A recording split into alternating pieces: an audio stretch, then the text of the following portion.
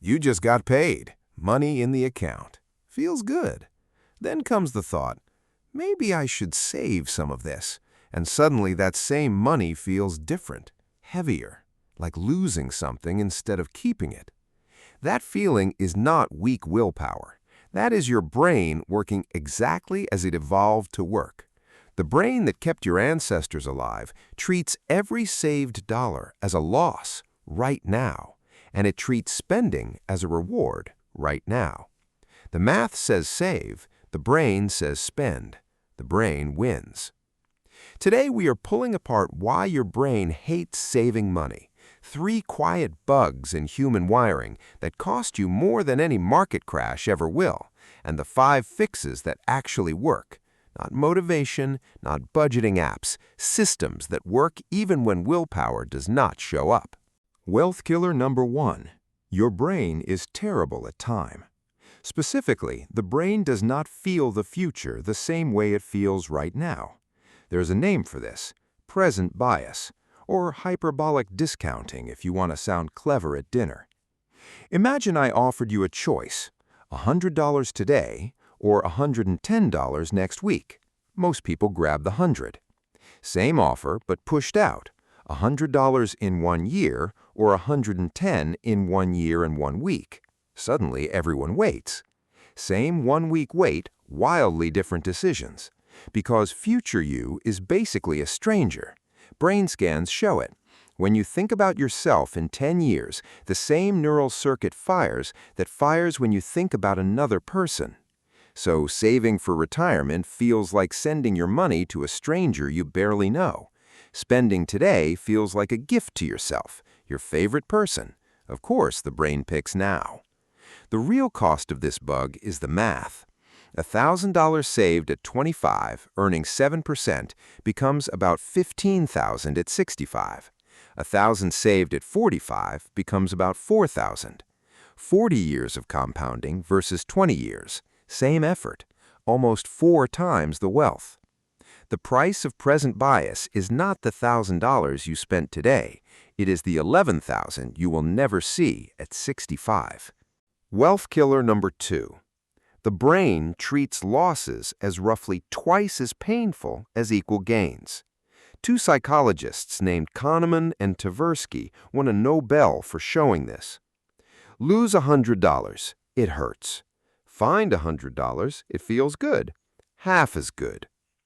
This sounds harmless until you watch what it does to saving. When you transfer money to a savings account, your brain registers the same chemistry as losing it, even though it is still your money, same wallet, same name.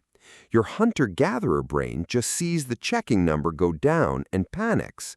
Mild panic, background panic, enough to stop you from doing it next month. Now stack a second bug on top, mental accounting. Your brain does not see money as one big pool.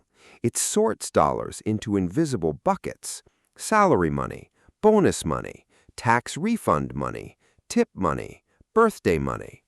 And the bucket decides how the money gets spent. A $2,000 tax refund hits the account. The brain labels it found money, free money, bonus. Off it goes. New phone, weekend trip.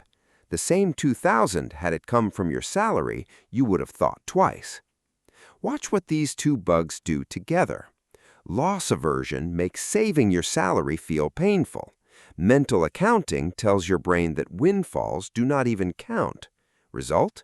You never save your salary because it hurts, and you never save your windfalls because they don't feel like real money. The trap closes itself. The average American gets about $3,000 in a tax refund every year. Save just the refund. 40 years, 7% return, roughly $600,000. Most people see 0 of that. The bucket ate it.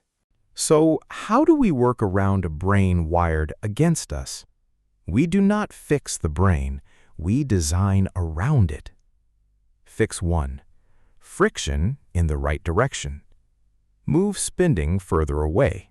Move saving closer. Most people do the opposite. investments locked in slow brokerages, spending money on tap in an app with one-tap checkout. Reverse it. Fix 2. Automatic transfers on payday, not at month end, payday.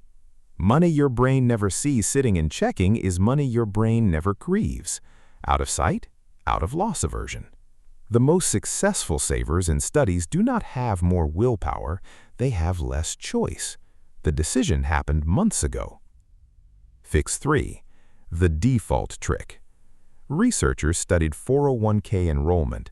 In offices where employees had to opt in, 20% did.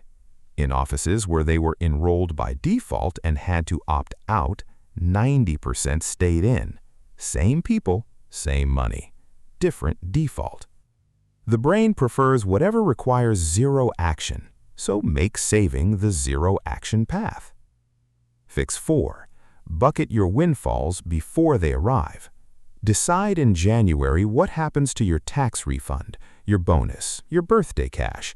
Decide before the brain gets to label it free money. Fix 5. Rename your savings accounts. Not savings.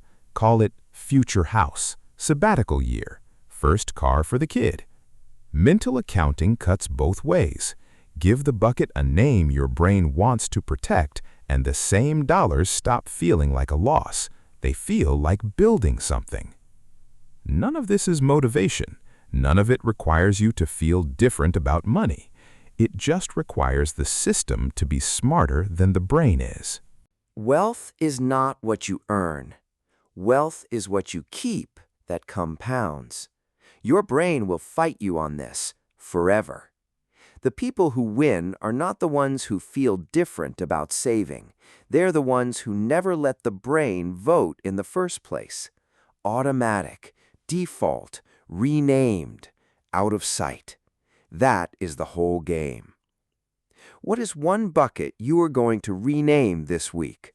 Tell me in the comments. I read every one. I am Billy. See you in the next one.